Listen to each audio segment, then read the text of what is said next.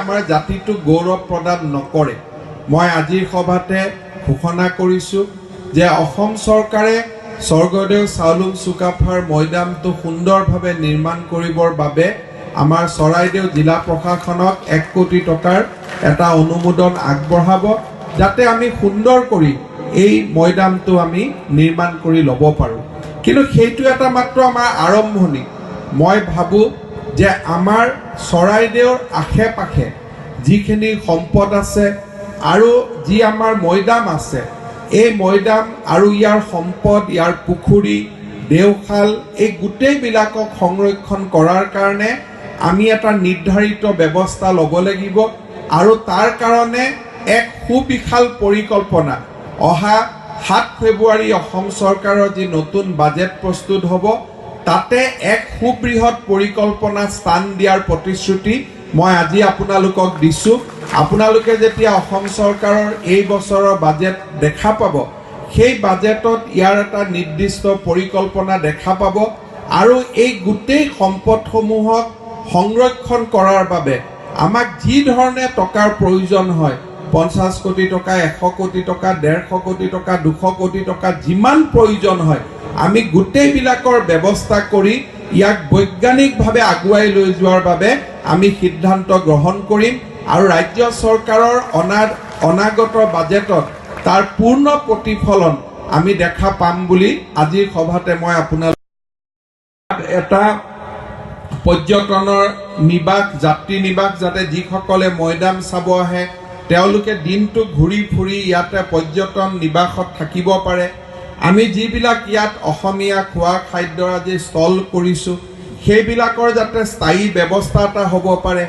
আৰু তাৰ লগে লগে আমি কিছু আহোম বুৰঞ্জীৰ যুগমীয়া কীৰ্তিচিহ্নবিলাক সংগ্ৰহালয় ভিত্তিত যাতে ইয়াতে আমি ৰাখিব পাৰোঁ, অডিঅ' ভিজুৱেল আৰু তাৰ লগে লগে একচুৱেল, এই গোটেই দিশৰ প্ৰতি চেষ্টা কৰি মই আমাৰ জিলা উপায়ুক্ত মহোদয়ক অনুৰোধ কৰিম যে ইয়াত অন্ততঃ 10-15 বিঘা মাটি তৎকালীনভাৱে তেওঁলোকে ইয়াত ল'ব লাগে, উচিত মূল্য দিব লাগে।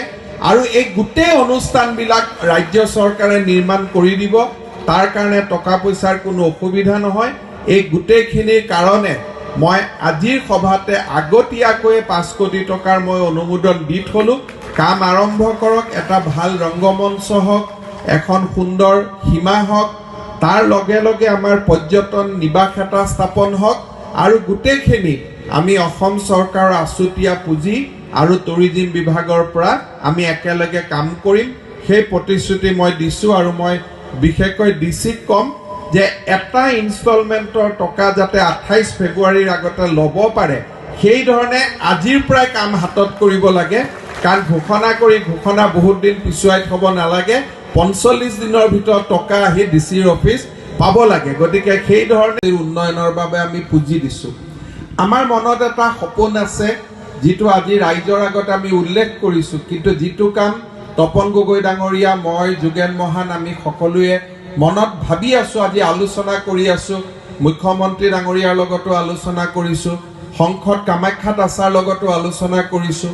আমাৰ সপোনটো হ'ল যে শিৱসাগৰৰ পৰা সোণাৰী হৈ সাপেখেতিলৈকে এই গোটেই যিটো 60 কিলোমিটাৰ ৰাস্তা, সেইটো আমি নেশ্যনেল হাইৱে ধৰণৰ 4খন গাড়ী আহিব পৰা আমি ৰাস্তা বনাব খোজোঁ। এইটো আমাৰ অসম চৰকাৰে অসম মালা বুলি যিটো আমি আঁচনি আৰম্ভ কৰিব খুজিছোঁ, অসম মালাত এই ৰাস্তাটো আমি 4 লেনযুক্ত ৰাস্তা কৰাৰ বাবে আমি মনত এটা ডাঙৰ সপোন এটা আমি পুহি ৰাখিছোঁ। কিমান সফল হ'ব পাৰোঁ নাজানো, লেণ্ড একুইজিশ্যনৰ কথা আছে, তাৰ লগত আনুষংগিক বহুত কথা থাকিব। কিন্তু অসম মালাত আমি প্ৰথম 20টা আঁচনি এই বছৰ যি আৰম্ভ কৰিব খুজিছোঁ, তাৰ ভিতৰত শিৱসাগৰ চহৰৰ পৰা নাজিৰা, সোণাৰী, শিমলুগুৰি, সাপেখাতি পৰ্যন্ত, ট্ৰেন্স অৰুণাচল হাইৱে পৰ্যন্ত আমি এই গোটেই ৰাস্তাটো 4 লেনযুক্ত আমি কৰিব খুজিছোঁ। আৰু যেতিয়া 60 কিলোমিটাৰ হ'ব, প্ৰায় প্ৰত্যেক কিলোমিটাৰত 7 কোটি 8 কোটিকৈ টকাই এই ৰাস্তাটো কৰোঁতে খৰচ হ'ব। গতিকে ইয়াক যেতিয়া আমি বাজেটলৈকে লৈ যাম, এই গোটেই ৰাস্তাটো নিৰ্মাণ কৰোঁতে অতি কমেও 300-350 কোটি টকা আমি খৰচ কৰিব লাগিব।